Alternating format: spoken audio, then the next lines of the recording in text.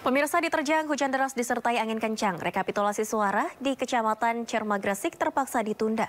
Badai merusak tenda ruang tunggu serta menggenangi ruang rekapitulasi suara hasil pemilu 2024. Inilah kondisi tenda ruang tunggu dan gedung untuk rekapitulasi suara pemilu 2024 di Sanggar Kegiatan Belajar Cerme yang porak-poranda diterjang hujan deras disertai angin kencang. Panitia pemilihan tingkat kecamatan PPK Cerme terpaksa menghentikan aktivitas rekapitulasi suara selama hampir 1 jam akibat sebagian ruang rekapitulasi suara terendam air. Antisipasi kerusakan surat dan kotak suara, petugas PPK memindahkan aktivitas rekapitulasi. Hujan deras disertai angin memporak-porandakan tenda dan memecahkan atap asbes tempat penyimpanan kotak suara. Tadi memang hujannya terlalu deras, curah hujannya, dan tempat rekap tadi itu banjir ya. Makanya kita pending dulu tadi 1 jam. Setelah itu kita relokasi tempat ganti untuk penghitungan ulang. Saat berjaga dengan TNI, dengan Polri, dengan sigapnya mengamankan kotak-kotak suara itu, kita relokasi ke gedung sebelah. Alhamdulillah dengan kesiapsiagaan anggota kita, kotak suara masih aman, bisa kita amankan, tidak ada yang kebakaran maupun kerusakan. Antisipasi kerusakan, petugas memindahkan kotak dan surat suara ke gedung sebelah yang bebas dari kebocoran. Dari Gresik, Jawa Timur, Agus Ismanto, iNews melaporkan. Kapal yang membawa 50 unit kotak suara dihantam badai di perairan Siberut Tengah, Kabupaten Kepulauan Mentawai, Sumatera Barat. Sejumlah logistik pemilu yang hendak dibawa ke ibu kota kecamatan basah terendam air laut.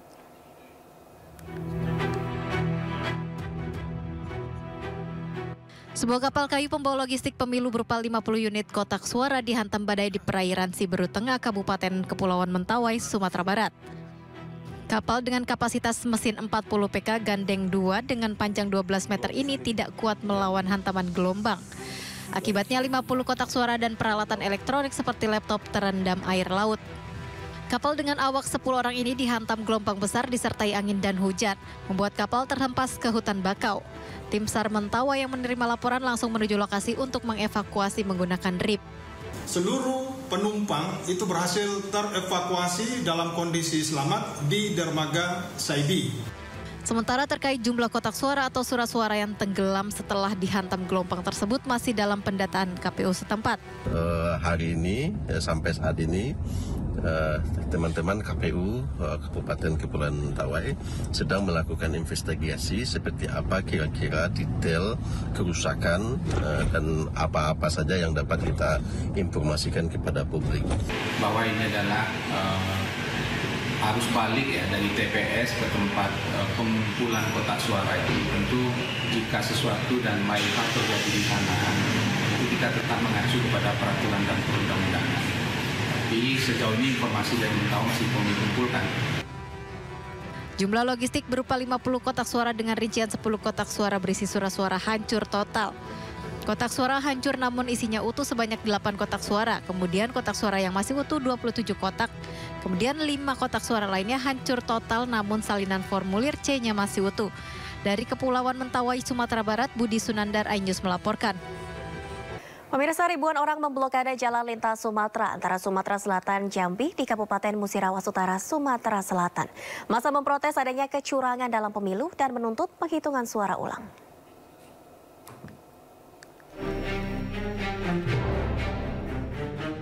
Ribuan orang mendatangi kantor Kecamatan Karangjaya dan memblokade Jalin Sumsel Jambi, Kabupaten Musirawas Utara, Sumatera Selatan. Masa dari desa Embacang Baru dan Embacang Ilir memprotes dugaan kecurangan pemilu di desa mereka. Aksi sempat memanas, masa tersulut emosi saat mendengar jawaban petugas PPK dan Panwascam Karangjaya. Dalam aksi ini, masa meminta rapat pleno di tingkat panitia pemilihan kecamatan PPK ditunda, serta meminta agar kotak suara dibuka dan dihitung ulang. Dugaan manipulasi karena ada ketidaksesuaian warna tinta pada hasil pemilihan yang semula warna hitam kemudian dirubah menjadi warna biru. Yang pertama. Yang kedua, dugaan manipulasi karena ada ketidaksesuaian penulisan angka kemudian dihapus menggunakan alat penghapus tinta dalam kurung tip X. Nah, yang ketiga, lambatnya KPPS Desa Embacang Lama, Embacang Baru Ilir menyerahkan hasil pemilihan di luar kewajaran. Masa mengancam tetap memblokade jalan hingga tuntutan perhitungan ulang dipenuhi. Dari Musirawas Utara, Muratara, Sumatera Selatan, Sudirman, iNews melaporkan.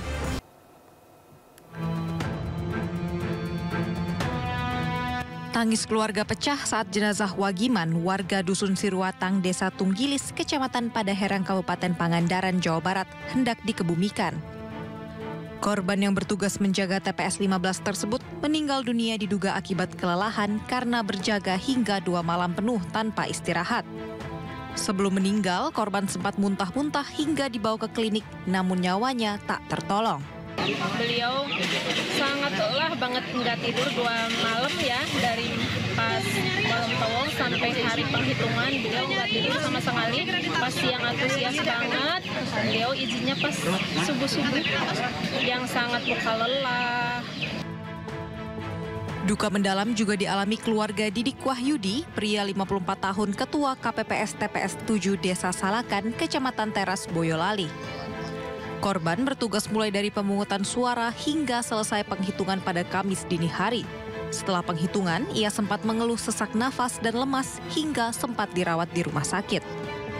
Kalau dari medis sendiri, Bapak kecapean. Kalau dari dokter sendiri bilang, Bapak ngempet sakit, gitu, seperti itu.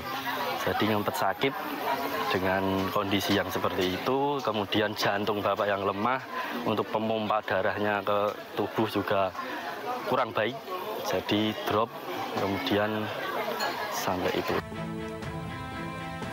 Hal serupa juga terjadi pada Ahmad Zain, 53 tahun, anggota KPPS dari TPS 62, Kelurahan Bukit Tunggal, Kecamatan Jekan Raya, Palangkaraya, Kalimantan Tengah. Ia dinyatakan meninggal dunia setelah menjalankan tugas selama lebih dari 24 jam sejak tanggal 14 hingga 15 Februari 2024. Menurut warga setempat, korban memang sedang kurang fit namun memaksakan diri menjalankan tugas. Belakangan diketahui dari hasil uji laboratorium, korban terindikasi memiliki gangguan paru-paru. Tim Liputan iNews melaporkan.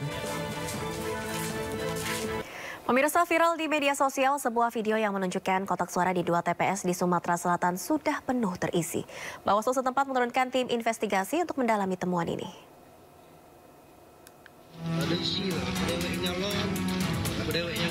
Sebuah video yang memperlihatkan kotak suara yang sudah terisi sebelum pencoblosan di salah satu TPS di daerah Kabupaten Musirawas Utara, Sumatera Selatan viral di media sosial.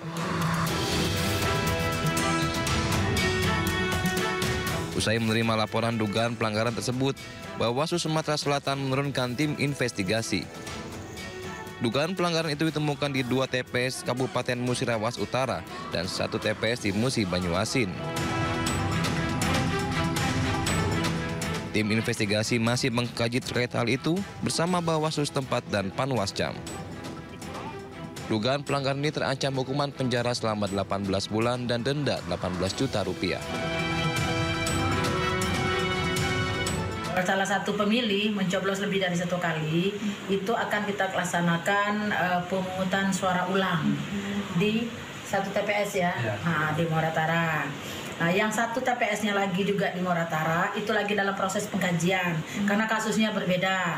Nah, untuk Kabupaten Muba, itu tadi sudah hampir final, kita akan melakukan pemungutan suara ulang juga di 1 TPS. Bawaslu Sumsel juga masih membuka posko pengaduan pelanggaran pemilu hingga rekapitulasi selesai secara nasional. Dari Palembang, Sumatera Selatan, Guntur, iNews melaporkan.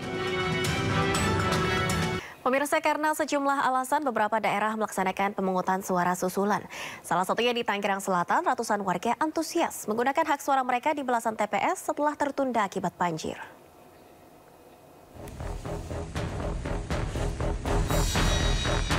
14 tempat pemungutan suara di Tangerang Selatan, Banten serentak melaksanakan pencoblosan susulan.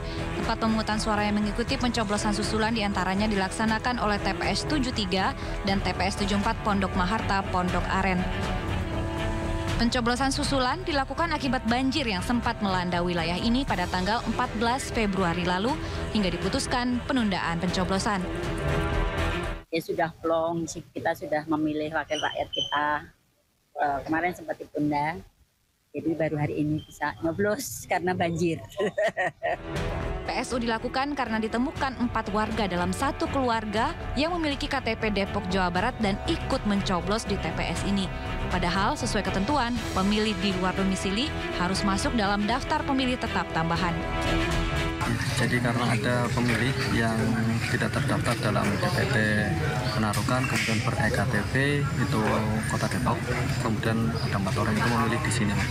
Ada berapa orang itu Pak yang melakukan? Ada 4 orang. 4 orang. Iya, diberikan 1 surat suara. Yang dilakukan PSU adalah untuk suara Pilpres. Tidak seluruh wilayah Indonesia bisa menggelar pemungutan suara serentak karena berbagai alasan. Pencoblosan surat suara ditunda diantaranya karena masalah banjir, kekurangan surat suara, hingga gangguan keamanan yang tidak memungkinkan untuk diselenggarakannya pemilu. Berdasarkan laporan yang telah diterima oleh Komisi Pemilihan Umum, terdapat 668 TPS di 5 kabupaten kota pada 4 provinsi se-Indonesia yang akan berpotensi melaksanakan pemungutan suara susulan. Dari Tangerang Selatan dan Kabupaten Tegal, Nunung Purnomo, Unibar, iNews melaporkan. Pemirsa, sejumlah daerah masih melaporkan kesalahan penghitungan suara dan gangguan pada Sirekap. Seperti di Surabaya, Jawa Timur, petugas menemukan perbedaan jumlah suara antara formulir C plano dengan jumlah suara di sistem informasi rekapitulasi yang ditampilkan di website Info Pemilu.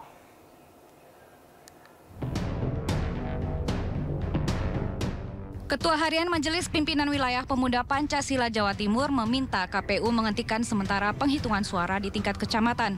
Sebelum melanjutkan penghitungan, KPU diminta untuk melakukan perbaikan dan evaluasi pada sistem informasi rekapitulasi atau Sirekap. Penghentian sementara ini terkait dugaan penggelembungan suara. Dugaannya kan ini ada sistem yang mungkin sistem ini bisa dibuat sistem sehingga begitu semua masuk sudah langsung dipecah-pecah. Kalau istilahnya teman-teman itu algoritmanya, ada algoritma. Sementara itu di Denpasar, Bali, KPU Provinsi Bali mengakui adanya kesalahan dalam pemindaian formulir C hasil penghitungan surat suara. Kesalahan yang terjadi dalam aplikasi Sirekap akibat pemindaian dari formulir C yang tidak sesuai. Angka tulis manual yang seharusnya ditulis dengan huruf berkarakter digital justru ditulis dengan karakter biasa sehingga sistem tidak bisa membaca secara benar. Terjadinya proses penurunan suara itu karena satu, kesalahan aplikasi membaca tulisan yang dibuat oleh KPPS. Dalam proses lembaran C hasil, nanti saya pandu lagi, saya akan sampaikan. Dalam proses C hasil ada panduan menulis angka yang bentuknya digital. Tetapi ada beberapa KPPS yang menulisnya sesuai dengan model tulisan mereka, tulisan angka mereka. Nah, inilah ada kesalahan aplikasi membaca terhadap proses itu. Di Badung, Bali, akibat server Sirekap mengalami gangguan, proses rekapitulasi suara di tingkat kecamatan di Kabupaten Badung harus ditunda. Berdasarkan jadwal, seharusnya rekapitulasi suara di tingkat kecamatan berlangsung minimal selama 4 hari. Namun, akibat kendala teknis, proses penghitungan suara dikhawatirkan tidak selesai tepat waktu. Tim Liputan iNews melaporkan. Tim Pemenangan Nasional Ganjar Mahfud buka suara terkait sengkarutnya data penghitungan suara di aplikasi Sirekap. Menurut TPN, anomali data milik aplikasi milik KPU tersebut menguntungkan pasangan Capres-Copres Prabowo Subianto dan Gibran Rakabuming Raka. Sirekap. Nah, Sirekap ini kalau kita melihat pemberitaan di media, apalagi di media sosial, itu banyak sekali yang mengindikasikan kecurangan-kecurangan yang menggerus integritas pemilihan umum itu sendiri. Ya. Nah, kalau ini dibiarkan, ini akan semakin merusak integritas pemilu itu. Ya. Nah, kita melihat dalam media sosial, dalam media, ya, salah satunya adalah penggunaan Sirekap yang cenderung menguntungkan paslon nomor 2. dan merugikan paslon nomor 3. Ya. Ini yang paling banyak kita temukan dalam pemberitaan-pemberitaan, terutama di media sosial, disertai dengan video yang kita bisa saksikan, dan kami berpendapat bahwa hal ini sangat tidak sehat dan sangat tidak fair dan mengancam pemilu dan pilpres yang jujur dan kami sudah melaporkan ini baik ke KPU dan Bawaslu. Kami minta kepada Bawaslu untuk melakukan investigasi terhadap hal ini, supaya kita tidak dicurangi, supaya publik juga tidak dicurangi, dan Bawaslu sebagai lembaga yang fungsinya melakukan pengawasan punya kewajiban itu. Sementara itu, calon Presiden Anies Baswedan menyatakan bahwa Timnas Amin saat ini tengah mengumpulkan data-data dugaan kecurangan yang terjadi di pemilu. Ini melakukan, dan itu juga anjuran kita kepada semua untuk mengumpulkan semua data-data, fakta-fakta yang kemudian nanti kita akan lihat pemanfaatannya seperti apa. Perlu serius, KPU harus menghormati semua laporan, karena kita ingin kualitas demokrasi kita lebih baik. Dan salah satu indikasi kualitas demokrasi baik itu pemilu yang bersih, pemilu yang jujur.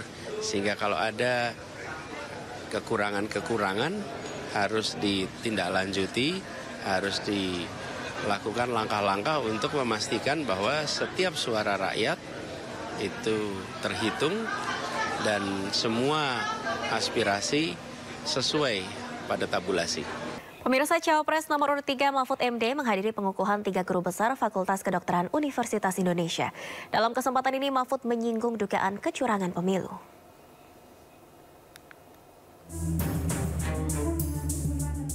Mahfud MD hadir pada pengukuhan 3 guru besar Fakultas Kedokteran Universitas Indonesia pada 17 Februari 2024.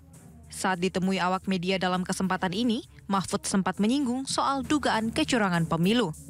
Mahfud menegaskan penggugat sengketa pemilihan umum di Mahkamah Konstitusi tidak selalu akan kalah. Hal tersebut berdasarkan pengalaman Mahfud yang juga pernah menjadi ketua MK. Jadi saya katakan bahwa setiap pemilu yang kalah itu selalu menuduh curang, itu sudah saya katakan di awal 2023. Tepatnya sebelum tahapan pemilu dimulai. Tapi jangan diartikan bahwa penggugat selalu kalah. Sebab memang sering terjadi kecurangan terbukti itu secara sah dan meyakinkan. Ketika saya menjadi ketua MK, MK pernah memutus pembatalan hasil pemilu dalam bentuk perintah pemilihan ulang maupun pembatalan penuh. Mahfud menyinggung beberapa sengketa pemilu ketika dirinya menjadi MK. Mahfud menjelaskan saat itu MK menemukan bukti kecurangan pada proses pemilu. Dari bukti-bukti kecurangan tersebut, MK memiliki wewenang untuk mengulang pemilu atau mendiskualifikasi pemenang pemilu. Tim Liputan iNews melaporkan. Pemirsa, sorotan menyasar pada aplikasi Sirekap milik KPU yang dinilai bermasalah. Selain keluhan KPPS di lapangan, masalah pada aplikasi sistem Sirekap juga dikeluhkan oleh warganet dan koalisi masyarakat sipil.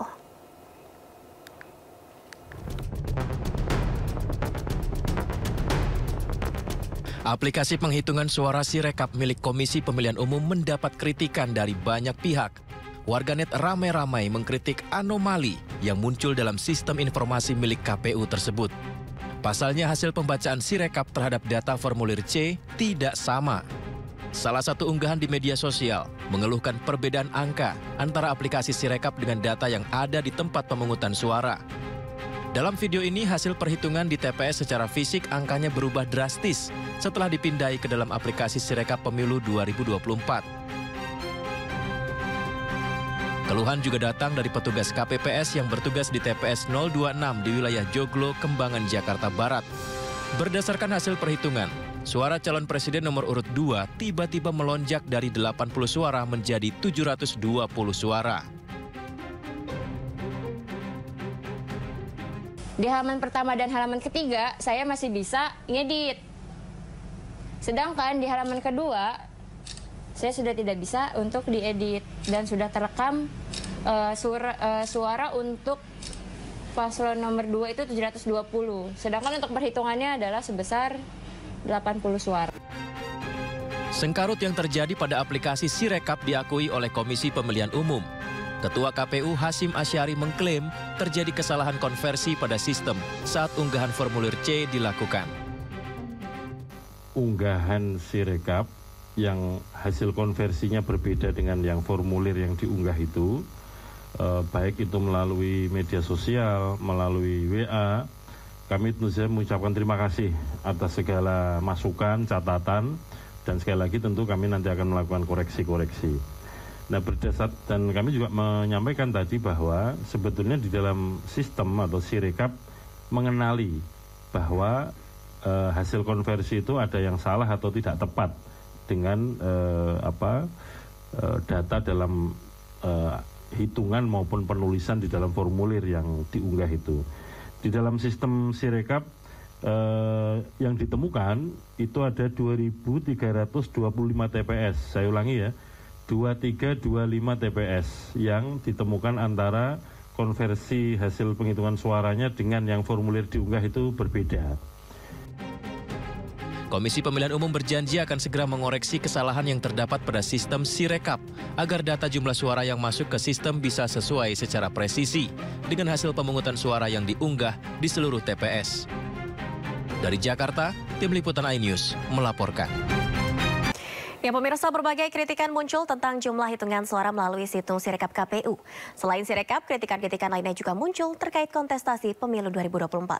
Relawan Ganjar Mahfud yang diberi nama petisi Brawijaya pun telah memberikan pernyataan sikap terkait dugaan kecurangan yang terjadi pada Pilpres tahun ini. Kita akan membahas lebih dalam apa saja dugaan-dugaan kecurangan ini bersama pakar hukum tata negara Ferry Amsari dan Ketua GP Mania Reborn 2024 Sungkul Hamonangan Sirait. Selamat sore Bang Ferry, Bang Sungkul. Selamat sore Mbak Nadia. Baik, kita ke Bang Sungkul terlebih dahulu mungkin tadi dari pernyataan Bang sikap. Ferry. Baik, terima kasih. Bang Sungkul, dari pernyataan sikap melalui petisi Brawijaya yang disampaikan tadi, apa saja indikasi ataupun temuan baru dugaan kecurangan di pemilu tahun ini? Ya, jadi kecurangan pemilu itu di seluruh dunia ada indikatornya. Ada 3 hal. Pertama itu manipulation of regulation, artinya peraturan yang dimanipulasi sehingga peraturan-peraturan yang menghalangi seseorang menjadi pasangan capres atau cawapres itu diganti atau diubah dengan berbagai cara. Yang kedua adalah manipulation of voter, memanipulasi pemilih dengan ancaman-ancaman, intimidasi, diancam tidak akan diberikan bansos jika tidak memilih pasangan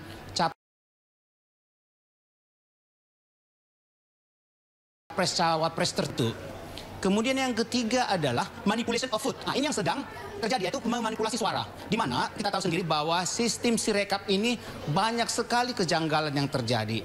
Nah, berdasarkan 3 fenomena itu yang terjadi pada pemilu di seluruh dunia dan hari ini terjadi di Indonesia, maka kami relawan dan lapisan masyarakat, mahasiswa serta aktivis dan masyarakat sipil membuat petisi Brawijaya yang menolak hasil Pilpres hari ini yang akan diumumkan oleh KPU bulan depan.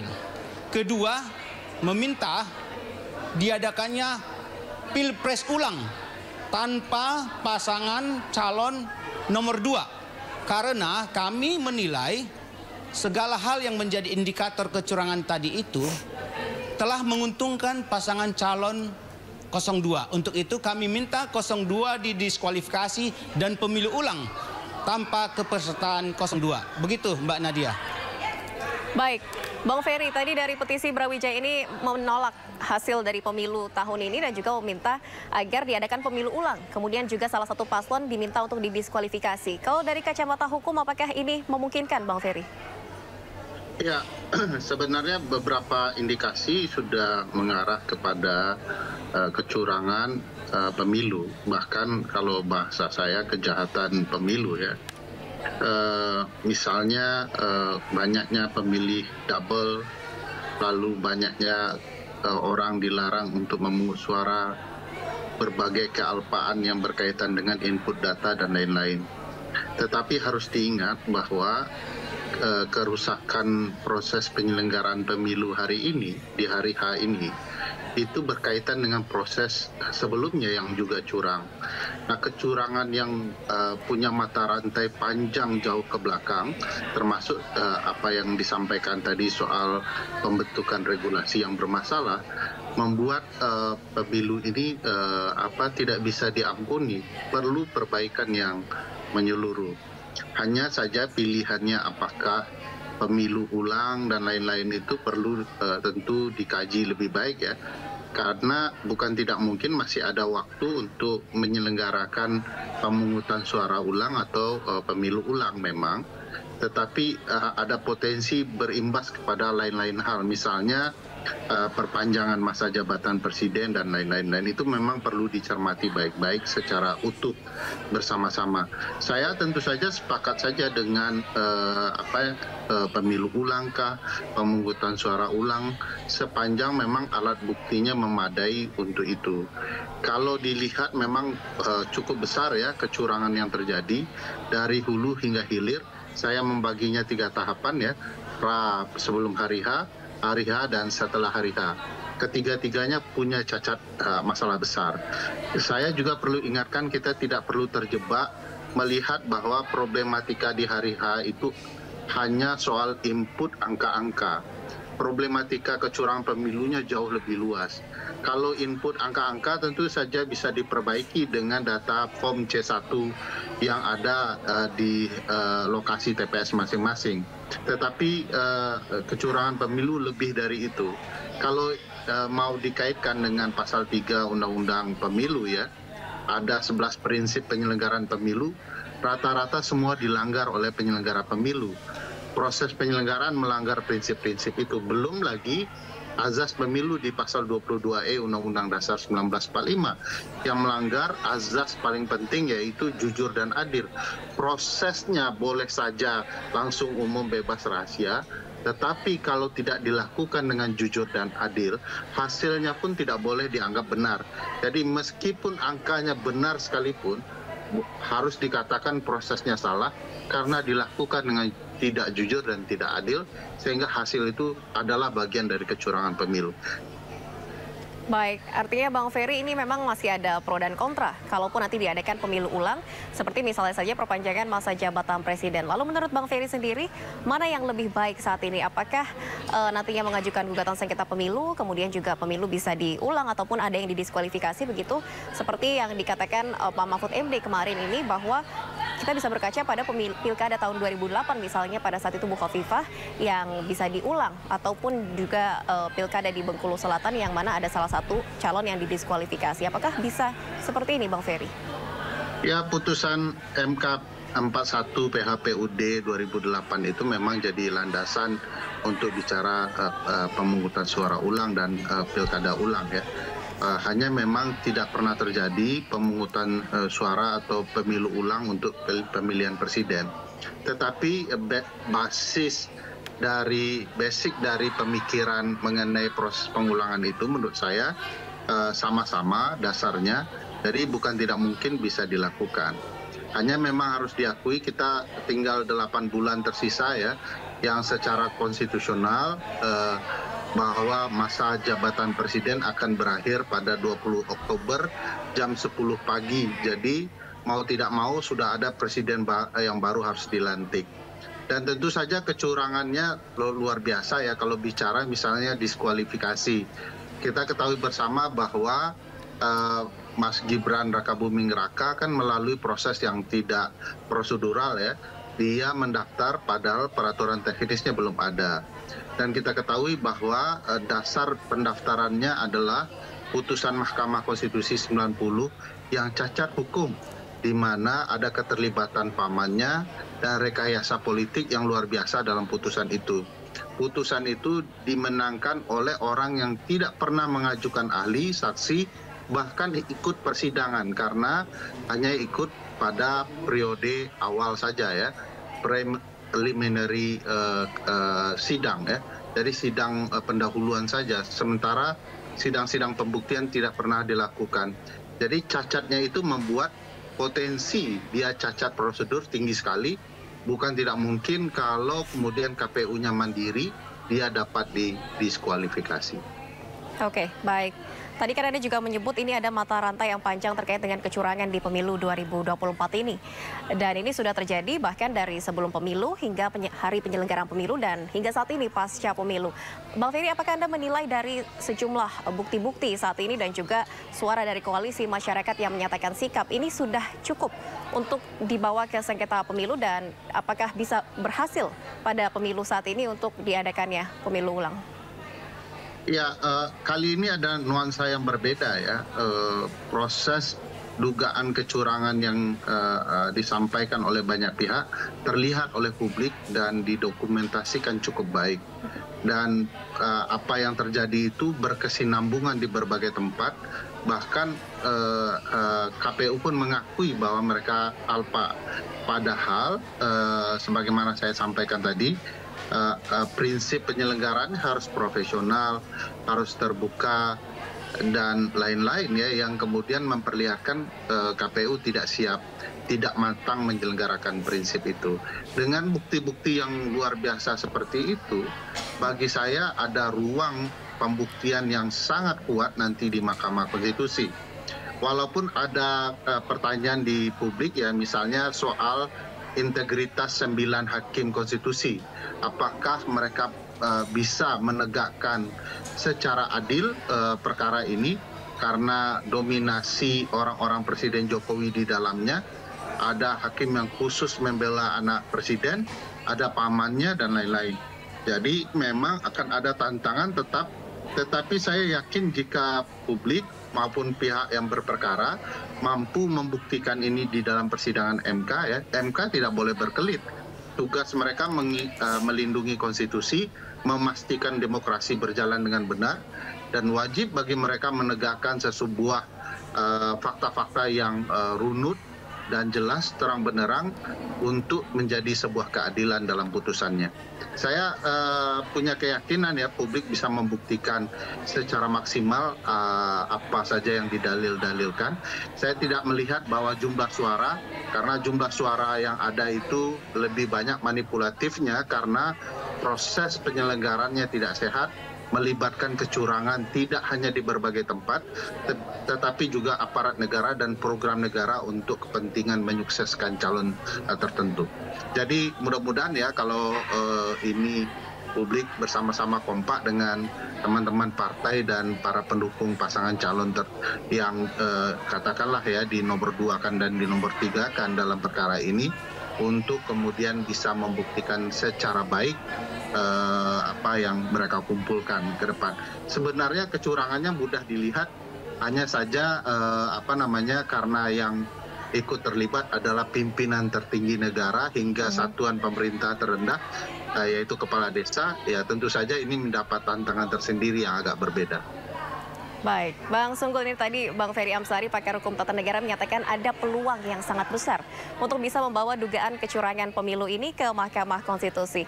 Dari petisi Brawijaya ini mungkin Bang Sunggul, apa yang akan dilakukan selanjutnya, langkah konkret dari petisi Brawijaya ini untuk bisa mengawal dugaan-dugaan ataupun indikasi adanya manipulasi data dan lain sebagainya di pemilu tahun ini? Ya, kami tentu saja tetap membantu tim hukum 01 dan 03 agar bersama-sama mempermasalahkan kecurangan ini ke Mahkamah Konstitusi, karena itu memang jalur hukum yang tersedia. Namun perlu ada catatan yang diingat bahwa semua hakim konstitusi pada hari ini telah pernah dinyatakan bersalah dan melanggar etik oleh sidang MK-MK yang dipimpin oleh Profesor Jimli Asediki. Itu pertama. Yang kedua, MK juga punya sejarah buruk sehingga dipanjangkan menjadi mahkamah kalkulator. Jadi bukan cuma mahkamah keluarga, tetapi mahkamah kalkulator di mana MK terjebak kepada hitungan angka-angka semata.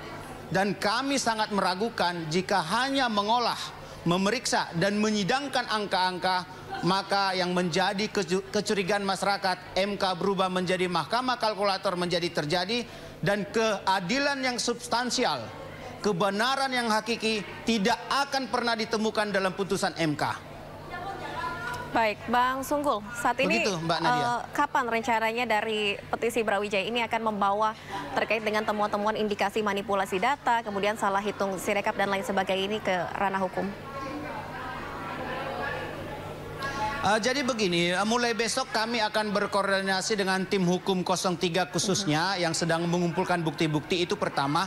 Terus kedua, sebagian teman-teman juga sudah tidak sabar melihat proses ini. Mereka besok akan turun bersama dengan masyarakat luas melakukan demonstrasi, ya, demonstrasi di Jakarta dan di beberapa daerah. Yaitu kita tidak bisa halangi. Memang itu hak demokrasi, menyatakan pendapat mereka di muka umum, silakan.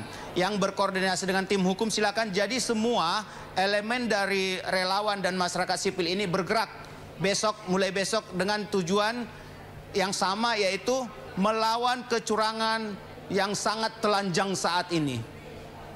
Baik. Bang Begitu, Ferry, ini Mbak dari Nadia. teman-teman dari petisi Brawijaya besok sudah mulai akan melaporkan dan mengumpulkan bukti-bukti. Mungkin menurut Bang Ferry apa saja yang harus dikumpulkan agar bukti-bukti ini semakin kuat? Karena kalau kita melihat sejauh ini dari sikap KPU, misalnya ada yang viral di media sosial, begitu dugaan kecurangan ataupun salah sistem dari Sirekap. Kemudian setelah kita cek sudah diperbaiki, jadi seolah-olah KPU ini sudah jemput bola begitu setelah ada laporan dari masyarakat. Kira-kira apa bukti yang bisa dibawa oleh teman-teman ini agar semakin kuat indikasi adanya dugaan kecurangan di pemilu?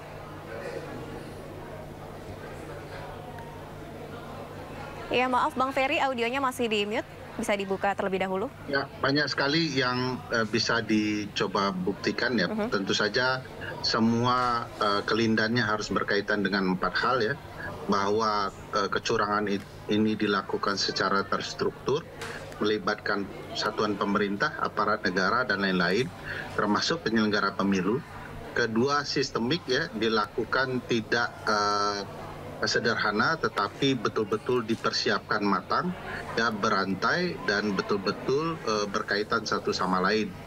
Yang ketiga adalah masif, besar sekali, terjadi tidak hanya di 1-2 wilayah, tetapi hampir di seluruh wilayah. Tidak 1-2 TPS, tetapi ribuan TPS, bahkan jutaan TPS perlu dibuktikan. Dan tentu saja yang ketiga hal tersebut harus dirangkai dengan hasil suara yang dapat mengubah hasil. Nah, itu yang kemudian perlu menjadi inti atau core dari pembuktian di Mahkamah Konstitusi. Meskipun di undang-undang disebutkan, undang-undang pemilu yang baru, bahwa tugas mahkamah hanya untuk sekedar hasil, tetapi saya yakin mahkamah akan tetap meminta penjelasan kenapa hasil ini mengalami perubahan atau hasil ini perlu diubah oleh mahkamah. Tentu harus dijelaskan rangkaiannya. Rangkaian itulah kecurangan yang TSM itu. Dan saya bahkan menduga undang-undang yang membatasi putusan MK hanya kepada hasil ini adalah bagian dari rencana untuk memudahkan kemenangan capres-capres tertentu. Dan bisa juga dijelaskan bahwa MK harus konsisten dengan putusannya, karena putusan MK itu bahkan mengubah undang-undang. Jadi kalau MK malah terlalu patuh dengan undang-undang malah menjadi aneh. MK itu harus menegakkan putusannya sendiri di dalam TSM dan yang merusak hasil begitu. Oke, baik. Jadi diperlukan bukti-bukti yang kuat untuk membuktikan betul-betul terjadi dugaan kecurangan pemilu yang terstruktur, sistematis, dan masif untuk bisa membawa perkara ini ke ranah Mahkamah Konstitusi. Terima kasih Pakar Hukum Tata Negara Ferry Amsari dan Ketua GP Mania Reborn 2024, Sunggul Hamonangan Sirait, telah bergabung dalam dialog di Sindo Sore. Kita sama-sama kawal pemilu tahun ini agar tetap berjalan demokratis, luber, dan jurdil. Terima kasih Bapak-Bapak, selamat sore. Selamat sore, terima kasih. Pemirsa, saatnya kita simak pantauan arus lalu lintas sore ini. Kami telah terhubung dengan Bribda Jessica dari NTMC Polri yang kini berada di Simpang Kuningan, Jakarta Selatan. Selamat sore, Bribda Jessica. Bagaimana pantauan arus lalu lintas dari tempat Anda melaporkan?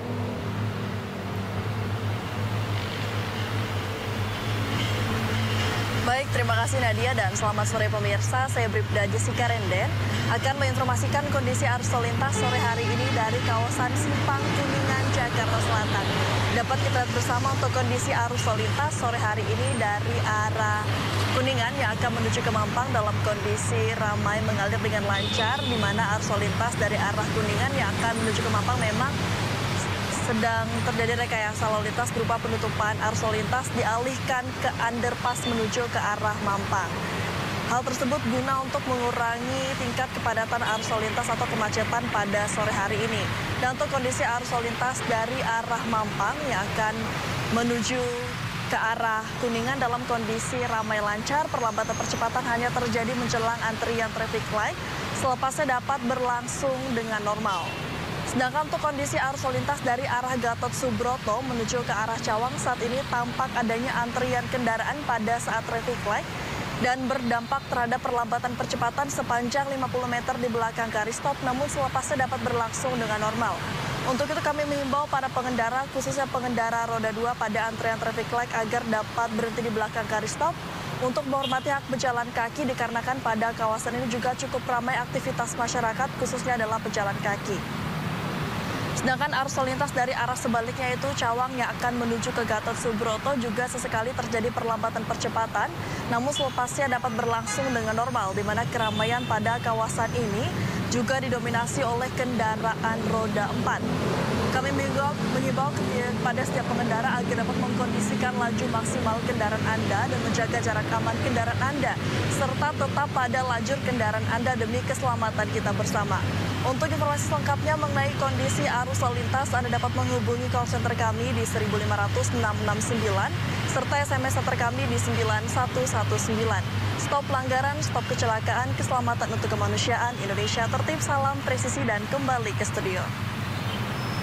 Baik, terima kasih Bribda Jessica atas laporannya langsung dari kawasan Simpang Kuningan, Jakarta Selatan. Selamat bertugas kembali dan salam presisi. Memberikan manfaat dan berdampak positif bagi kehidupan masyarakat terus ditunjukkan MNC Peduli bersama perusahaan-perusahaan di dalam MNC Group. Kali ini PT MNC Vision Networks Tbk dan MNC Peduli salurkan bantuan sembako dan alat tulis kepada anak-anak yatim dan duafa di Yayasan Al-Mukhlisin At-Tamrin, Pasar Minggu, Jakarta Selatan.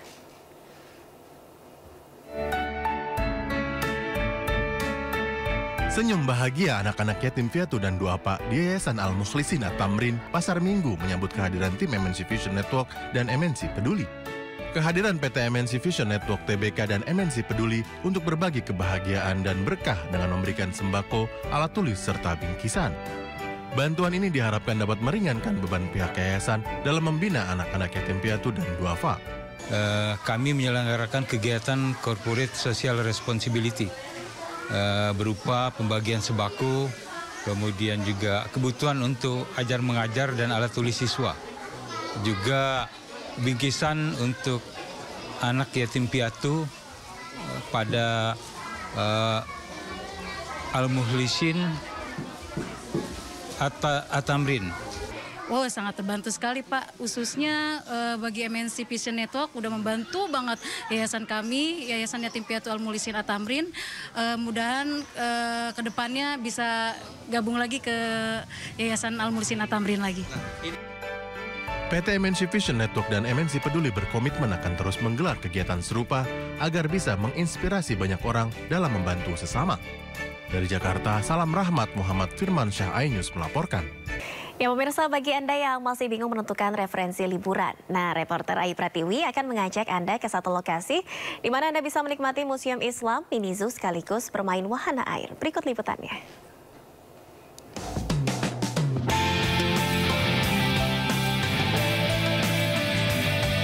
Halo pemirsa, hayo siapa di sini yang masih bingung mau menghabiskan liburan bersama keluarga di mana? Hari ini saya akan ajak Anda untuk menikmati wisata liburan yang penuh edukasi dan sangat mengasihkan. Yuk, kita masuk ke dalam.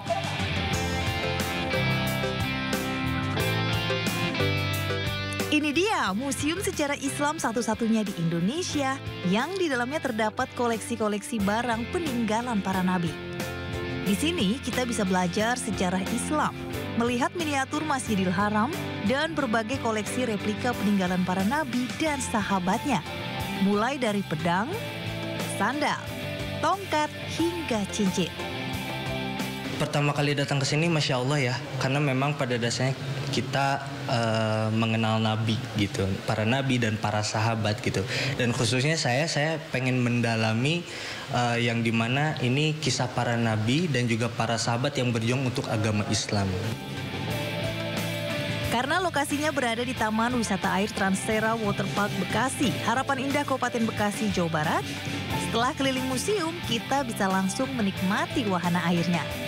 Nah, tapi sebelum basah-basahan, saya mau melihat mini zoo dulu ya.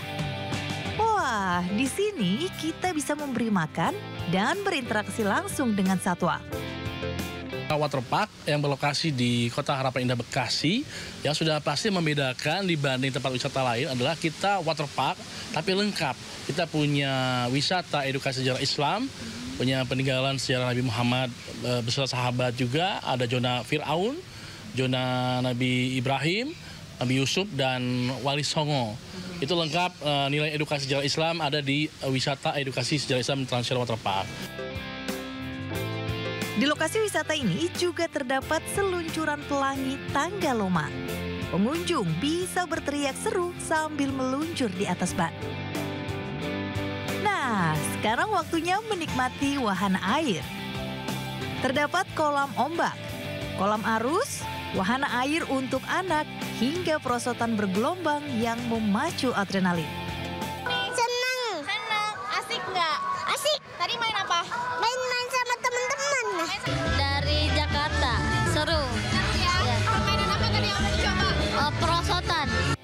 Seluruh wahana permainan dari mulai museum, mini zoo, hingga wahana air ini bisa dinikmati dengan tiket terusan. Mulai dari Rp130.000 hingga Rp150.000. Nah pemirsa, ini bisa menjadi rekomendasi wisata untuk Anda dan juga keluarga. Jadi gimana? Sangat menarik bukan? Dari Bekasi, Jawa Barat, Ayu Pratiwi dengan juru kamera Sutrisno melaporkan. Dadah!